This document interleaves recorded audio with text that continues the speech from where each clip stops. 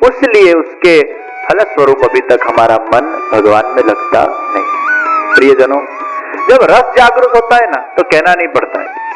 West Indies में world cup था तो रोज को 3-3 बजे तक जाग कर वो मैच देखता था, कॉफी पी कर देखता था, तो रस है उसको। लेकिन अगर रस नहीं होता है तो कितना भी अच्छा आपके सामने कुछ भी चलता हो, उसमें आपको अगर रस नहीं है तो आपका मन नहीं लगेगा। कितनी भी अच्छी चीज हो लेकिन रस नहीं है तो मन नहीं लगेगा। कितना भी स्वादिष्ट चिकन आपके सामने रखा हो लेकिन आपको रस ना हो तो मन लगेगा उसमें, कितना भी स्वादिष्ट होगा। तो दुनिया के अंदर मन कब लगता है? जब रस होता है। तो प्रियजनों, ये रस कैसे जागृत होता है? तो पहला, दर्शन से। आंख से भगवान का जब पान होता है तो भगवान की ऑरा, भगवान के वाइब्रेशन, भगवान की एनर्जी वो आपके अंदर आती है। कुछ अंश तक भगवान की क्वालिटी का आपके अंदर एक भावान्वित होती है वो तत्व, उसको हम कहते हैं दर्शन। तो दर्शन से भी भाव बढ़ता है। पहला दर्शन, नेत्र से पान। दूसरा, कथा। कथा के रसपान से भी आपके अंदर, भगवान के अंदर वो रस जागृत होता है। तीसरा, गुणगान से, कीर्तन करने से आपके अंदर भगवान के प्रति रस जागृत होता है। आप जब भगवान के कीर्तन गाते हो तो कीर्तन में आप खो जाते हो। जैसे यहाँ कीर्तन चलता है, ये बैकग्राउंड म्यूजिक चलता है, तो वो एक आपको एक मन को स्थिर करने के लिए एक सहारा रूप होता है। तो म्यूजिक हमेशा एक रस को जागृत करता है। ये म्यूजिक बजता हो और अगर आप कथा करो और म्यूजिक के बिना करो, उसमें बहुत फर्क है। वो फीलिंग करता है, शब्दों के बीच की जो गैप है उसको फिल करता है म्यूजिक। नहीं तो फिर व्यक्ति धोखा खा जाए। एक भाई मुझे कहे, यदि आप कथा करते हो तो मुझे नींद बहुत अच्छी आती है। तो मैंने कहा ये तो मेरी कथा की बहुत अच्छी सफलता कहलाए कि लोगों को गोलियां खा खा कर सोना पड़ता है, आपको गोलियों के बिना नींद आ गया, यानी आपको कथा में कितना रिलैक्सेशन मिला गया कि गोलियों के बिना आपको नींद आ जाती है। नींद कहाँ आती है लोगों को? तो म्यूजिक, कीर्तन, आप जब कीर्तन गाते हो तो उस माहौल में खो जाते हो, तो वो आपको रस देता है। चौथा, भगवान का प्रसाद खाने से आपके अंदर भगवान के प्रति रस जागृत होता है। प्रियजनों, आप किसको बहुत देख देख करोगे ना तो उसकी क्वालिटी आपके अंदर आ जाएगी। अगर आप किसी को बहुत देखते हो, बहुत उसका चिंतन करते हो, बहुत उसका स्मरण करते हो, तो जिसका स्मरण करते हो आप, जिसको ज्यादा देखते हो, उसकी क्वालिटी आपके अंदर आने लगती है। इसलिए हमारे वहां कहा गया कि नेत्र से उसके वाइब्रेशंस को आप कनेक्ट करते हो। इसलिए हम सबको नेत्र नहीं देते। हमारे भगवान खुले आंख नहीं रखते हैं, सबको नेत्र नहीं देते, सबको वो वाइब्रेशन नहीं देते, इसलिए नेत्र को भगवान ने झुका लिया। आप जब किसी को अपने नेत्र देते हो, दृष्टि से भी आपकी क्वालिटी, आपकी ऊर्जा, आपकी एनर्जी उस व्यक्ति के अंदर प्रविष्ट हो जाती है। इसलिए हमारे वहां पहले कहा जाता था, दृष्टि से भी ठाकुर जी पुष्ट हो जाते थे। महाप्रभु जी एक बार दुकान के पास से गुजर रहे थे, वो ठाकुर जियों की दुकान थी, 15, 20, 25 ठाकुर जी थे, बालकृष्ण लाल जी। महाप्रभु जी ने खाली दृष्टि से देखा तो ठाकुर जी पीछे पीछे चलने लगे। ठाकुर जी के अंदर वो भाव उत्पन्न हो गया। आंख के अंदर भी वो ऊर्जा है, नेत्र के अंदर भी वो ऊर्जा है। किसी के बारे में बहुत बोल बोल करोगे तो उससे भी उसकी ऊर्जा आ जाती है, और किसी का जूठन खाओगे तो उससे भी उसकी ऊर्जा आपके अंदर आ जाती है। इसलिए हमारे वहां कहा जाता था कि पहले के जमाने में पत्नियां पति के जूठन थाली के अंदर बैठकर भोजन करती थी, ताकि पति का जूठन पत्नी के पेट में जाए, वो पेट में जाकर उसके ब्लड में जाए, वो ब्लड पूरे शरीर के अंदर घूमता है। इसलिए पति के प्रति उसको अंडरस्टैंडिंग का भाव जागृत होता था, पति के प्रति कभी भी कंप्लेन का भाव जागृत नहीं होता था। पति कहते थे उठ तो उठ, बैठ तो बैठ। आज के जमाने में कोई ऐसा खाता नहीं, इसलिए फिर घर्षण होने लगा। पत्नी की सोच ऐसी तो पति की सोच ऐसी। तो पहले के जमाने में ये नियम क्यों था कि एक दूसरे का जूठन खाने से एक दूसरे का जूठन एक के ब्लड में जाता है, तो वो ब्लड में जाकर उसके मस्तिष्क में जाता है, तब जाकर उसके अंदर एक दूसरे के प्रति भाव और प्रेम की जागृति होती है, अन्यथा नहीं। ये साइकोलॉजिकल रीजन है। प्रियजनों, हमारा ब्लड पूरा इम्प्योरिफाई हो गया है, इम्प्योर हो गया है। आप कितना भी मन को लगाओ भगवान में, क्यों नहीं लगता है मन? क्योंकि ब्लड में विकार है, और ब्लड में जब तक विकार रहेगा तब तक आपके मन में भगवान के प्रति रस जागृत नहीं होगा। भगवान के प्रति आपके मन को लगाने के लिए सबसे पहले ब्लड को शुद्ध करना पड़ता है।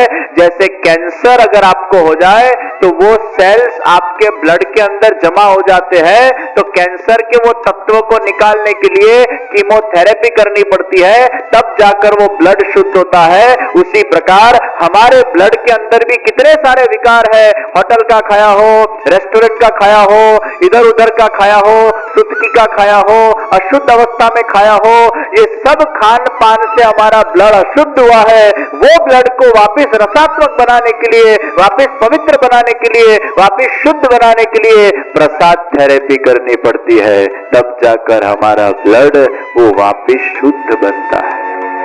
अब ब्लड में घोटाला, हम मूल में नहीं जाते।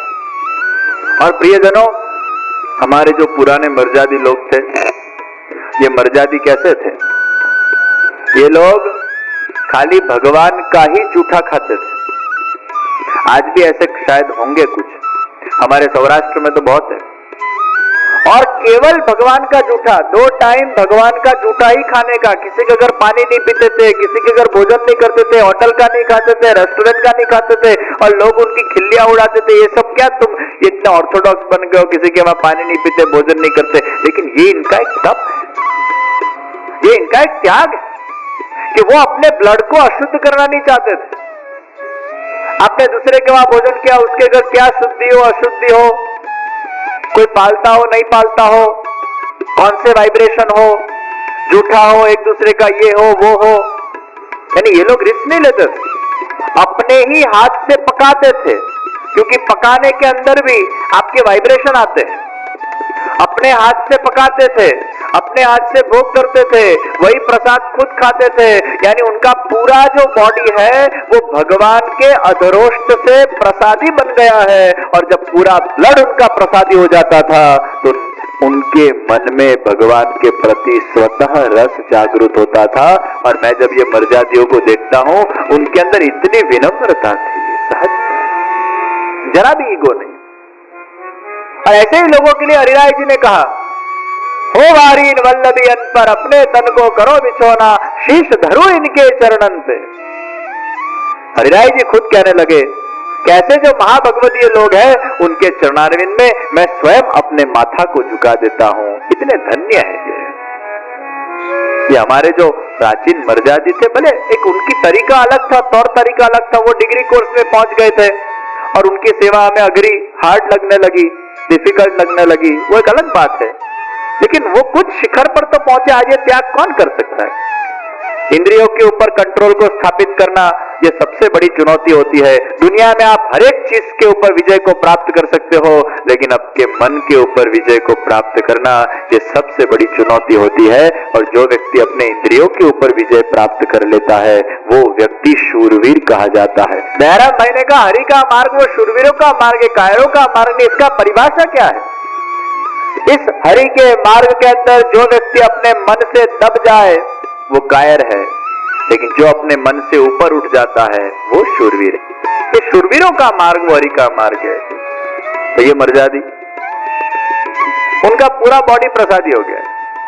भगवान का जूठा खाने से सबसे ज्यादा आपके ब्लड को वो इफेक्ट करता है, इसलिए कहा गया प्रसाद खाना चाहिए। हमारे ह्यूस्टन के एक बहन थे, उनके पति भगवान में नहीं मानते, फिर वो ठाकुर जी की मिश्री भोग की सेवा करते थे। तो वो प्रसादी मिश्री से तो इतना फर्क नहीं पड़ता है ब्लड में। फिर वो दूधगर सेवा, सकड़ी भोग सेवा, फिर सखड़ी भोग की सेवा करने लगे। और जैसे सखड़ी भोग की सेवा करने लगे, पति भगवान में नहीं मानते थे, लेकिन वो भगवान की प्रसादी डाइनिंग टेबल पर आती थी। प्रसाद खाते गए, खाते गए, खाते गए, खाते गए। 1 महीना, 2 महीना, 3 महीना, 6 महीना, 8 महीना, 12 महीना 1 साल तक वो भगवान का प्रसादी भोजन करते गए, उनका पूरा ब्लड प्योरीफाई होने लगा। धीरे धीरे भगवान में भाव जागृत होने लगा, भगवान के दर्शन करने आए, भगवान की सेवा के अंदर नहाते हुए भगवान का सत्संग करने लगे, वांचन करने लगे, और आज इतने बड़े ज्ञानी हो गए कि पुष्टि मार्ग के वहां की हवेली के अंदर क्लासेस चलाने लगे। तब वो उनके पत्नी ने मुझे कहा कि जे आज दिन तक इतना परिवर्तन इनके अंदर नहीं आया, लेकिन जब से ये सखड़ी बुक की सेवा मैंने घर पर पधराई और जूठन भोजन भगवान का करते गए, इनके ब्लड के अंदर परिवर्तन आने लगा। तो we have to purify the blood. आज मुसलमान साथ में खाते, एक थाल में, और 10 लोग एक साथ खाते, एक का जूठन उसके पेट में गया, इसका जूठन उसके पेट में गया, दोनों के ब्लड के अंदर गया। आज भाईचारा कितना है? मुसलमान कम्युनिटी सबसे बड़ा प्रमाण है जो भाईचारे में मानती। क्यों? एक दूसरे के प्रति कभी भी उनको मिसअंडरस्टैंडिंग नहीं होती है, लाभ की भावना नहीं होती है, एक दूसरे के लिए मर भी जाते हैं। ये भावना जूठन आया एक दूसरे का, ये साइकोलॉजिकल पूरा इसका अभ्यास है। तो आंख से भी भगवान का पान होता है, कान से भी पान होता है, मुख से भी पान होता है, और स्पर्श से भी पान होता है। आप जब भगवान को स्पर्श करते हो तो भगवान के वाइब्रेशंस आपके अंदर आते हैं और आपके अंदर रस को पैदा करते हैं। इसलिए हमारे वहां कहा, जिसकी आप सेवा करोगे उसके वाइब्रेशन आपके अंदर आएंगे। इसलिए कहा गया, माता पिता की जो सेवा करते हैं, माता पिता की चरण सेवा करते हैं, उनको माता पिता के अभी तक के जितने भी पुण्य है, सत्कर्म है, उनके जितने भी विचरण है, अच्छे कार्य है, उसके वाइब्रेशन उनके अंदर आ जाते हैं। तो माता पिता की सेवा करने के भी बहुत पुण्य है। तो जिसकी आप सेवा करोगे उसके वाइब्रेशंस आपके अंदर आएंगे। तो प्रसाद से भगवान का रसपान होता है। तो नेत्र के द्वारा भी पान, कर्ण के द्वारा भी पान। जब तक पान नहीं होगा तब तक वो ब्लड में नहीं जाएगा, तब तक आपके अंदर परिवर्तन नहीं आएगा। तो वो संत ने उत्तर दिया कि शराब भी जब अंदर जाकर नशा करती हो, तो जब तक भगवान के कथामृत का रसपान नहीं होगा, भगवान के दर्शन का पान नहीं होगा, भगवान के प्रसाद का पान नहीं होगा, तब तक जीवन के अंदर भगवान का नशा भी, भगवान का नशा प्राप्त करने के लिए भी नरो भगवान को दूध अरोगाने जाती है और भगवान का रसपान करती है। चैत्रवत 11 के दिन श्री काशीनाथ जी बाबा के मुखारविंद का प्रागट्य हुआ और उसी दिन श्री महाप्रभु जी का चंपारण में प्रागट्य हुआ। श्री वल्लभाचार्य जी महाप्रभु जी वो श्री कृष्ण भगवान के मुखारविंद के अवतार, श्री कृष्णास्यम कृपानिधि, भगवान के हास्य के अवतार वो रामचंद्र भगवान है और भगवान के हास्य के अवतार वो श्री वल्लभाधीश महाप्रभु है, श्री कृष्ण हार्दवी। गुरु और गोविंद का एक साथ प्रागट्य हुआ। गुरु श्री वल्लभ और गोविंद श्री कृष्ण एक साथ प्रकट हुए हैं। इसके पीछे भी एक इतिहास है, एक प्रसंग है, एक लीला है। नित्य लीला के अंदर राधा कृष्ण विराजमान थे और राधा कृष्ण के बीच में एक लीला होती है, उसका नाम है मान लीला। मान लीला यानी राधा जी कृष्ण से रूठ जाते हैं और फिर रूठकर कुंज में बैठ जाते हैं, फिर कृष्ण उनको मनाने आते हैं। तो राधा कृष्ण का रूठना और मनाना चलता जाता है। भगवान हमें समझाते हैं, भगवान पति पत्नी को समझाते हैं कि प्रेम के अंदर रूठना भी एक गुण है और मनाना भी गुण है। भाई आपको रूठना चाहिए, पर रूठना उसी के सामने जिसको मनाने की पड़ी। फिर आप रूठकर 2 दिन का उपवास करो, उसको मनाने में कोई पड़ी ना हो, ये पेलो जड़ जो बैठो तुमने बड़ी हैरान करे, उसके करते रूठना उसी के सामने जिसको मनाने की पड़ी। और रूठना मनाना ये थोड़े प्रेम को जागरूक करता है। संयोग वियोग, वियोग संयोग, ये जरूरी है। दुनिया के अंदर अकेला संयोग संयोग संयोग हो तो उसका महत्व नहीं रहता। संयोग का महत्व क्यों है? क्योंकि वियोग है। प्रकाश का महत्व क्यों है? क्योंकि अंधकार है। शांति का महत्व क्यों है? क्योंकि अशांति है। सुख का महत्व क्यों है? क्योंकि दुख है। सज्जन का महत्व क्यों है? क्योंकि दुर्जन है। हीरो का महत्व क्यों है? क्योंकि विलर है। बैट्समैन का महत्व क्यों है? क्योंकि बॉलर है। दुनिया के अंदर अपोजिट अट्रैक्ट। वियोग और संयोग। मिठास का महत्व क्यों है? क्योंकि तिखास है, नमकीन है। तो संयोग वो मिठास है, तो वियोग वो नमकीन है। अकेला मीठा मीठा खाओ तो उसका वैल्यू घट जाता है, नमकीन के साथ मीठा हो तो उसका वैल्यू रहता है। जिंदगी के अंदर भी संयोग और वियोग, ये दोनों का एक दूसरे के साथ एक संबंध है।